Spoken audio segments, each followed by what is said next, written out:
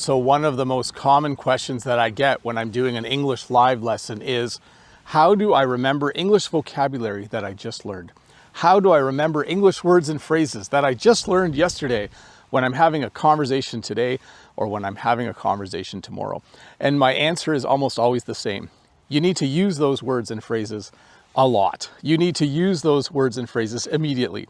And in this English lesson, I will teach you 6 different techniques. I will give you 6 tips on how you can do just that. Before we continue though, I do want to thank Preply, the sponsor of this video. If you're looking for an English tutor to help you take your English learning to the next level and help you remember English words and phrases, Preply is a great place to find someone who can help you do just that. And if you use the link in the description below today, you'll get 50% off your first lesson. So you want to remember English words and phrases. Here's the first thing you should do. You should use the words and phrases immediately. And the technique I would like you to try is this. It's called the write, listen, write technique. And it works this way. You take the words you've just learned. You write a sentence using each and every word, maybe 1 sentence per word. And then you use a website like Youglish. If you're not familiar with Youglish, you can type in the word that you are learning and it will find clips of YouTube videos where people say that word out loud. So you write the sentences. Then you go to Youglish and you listen to a few English speakers use the sentence. And then you write again. That's why it's called write, listen, write. Then you write some more sentences using those words. When you use the word, it makes you think about how to use it. When you hear the word, you hear examples of how it can be used. And then when you write it again, you put both of those things together. So try that technique. Technique number 1, write, listen, write. Technique number 2, you need to visualize the word. And you can do this in 3 different ways. The first way is going to be familiar to you if you've watched my lessons for a while. I like it when people draw pictures beside words that they are learning. If you learn the word for dog, draw a dog.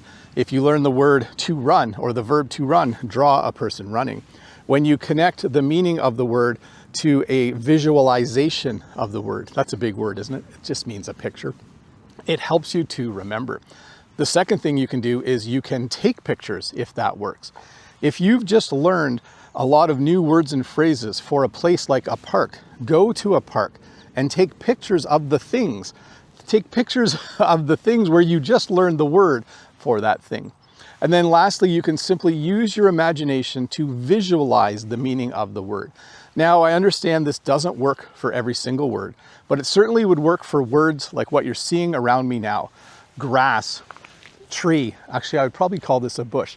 If you can visualize the meaning of the word, do that and it will help you remember. So 3 things: draw a picture, take a picture, or visualize the meaning of the word.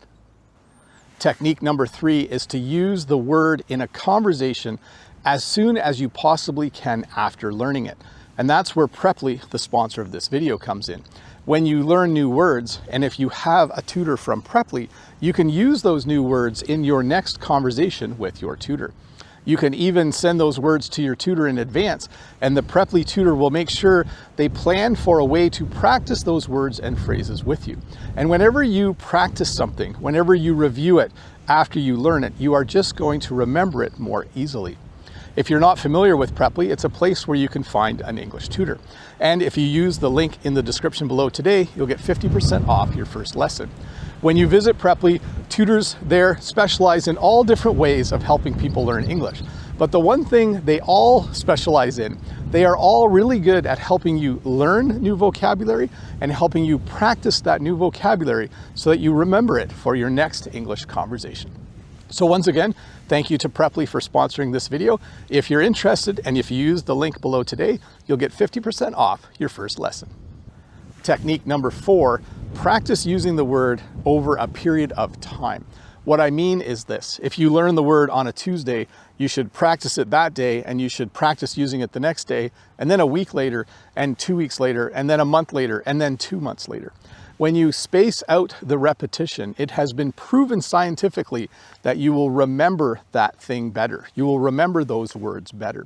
When you practice on one day and then don't practice again, it's like your brain is a pail with a hole in it and you keep putting water in it and it keeps running out. If you don't revisit the word that you've learned every week, at least for a little while. Eventually, you just don't remember it anymore. So, technique number 4, make sure you space out the repetition. Make sure you space out the times where you review the words and phrases that you are learning, and I guarantee you, you will remember them way better. Technique number 5, and I will say this is a bit more advanced. Try writing a story with the words and phrases that you just learned. Human beings love stories, and we actually find stories much easier to remember than simply having a list of words. If you can write a simple story using the words and phrases that you just learned, you are more likely to remember them. And I would add this as another level here. If you can write a comic strip where you're drawing pictures and using words and phrases that you've just learned, you'll be even better set to remember them at a later time. So technique number 5, write a story or write a comic strip, use the words and phrases that you just learned, and hopefully that helps you just remember them way better when you need to use them in your next English conversation. Technique number 6, as much as possible, act out the words you are learning. Now, I know this doesn't work for every single word, but it is a very effective way to remember things.